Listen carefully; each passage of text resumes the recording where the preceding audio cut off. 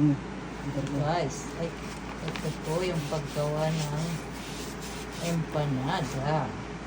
Ilocos empanada.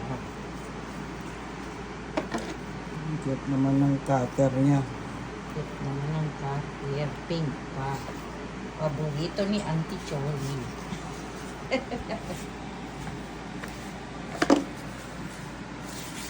Ganyan lang po guys, oh.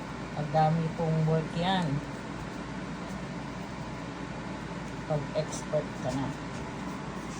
May itlog, may giniling, meron din munggo, tsaka papaya. Tapos, ayun po yung kumukulong. Tapos, lalagyan nila. Oops!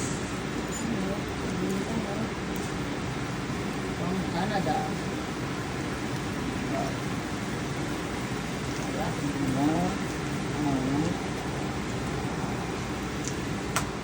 Tapos, ipaplat na naman siya. Oh, galing ng kagawaan niya, oh. Galing pa yun ng Pilipinas, guys. LA. Ah, LA pala. Ate, LA. Ay, Pwede yung mga gapugain dyan, eh. ate. Ate. Ito lang. Ang Masen. gamis. Di masanay.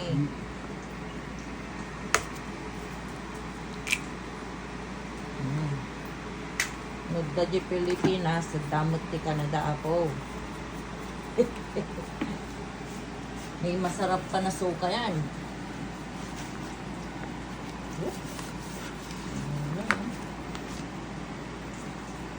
Parang ang hirap pala.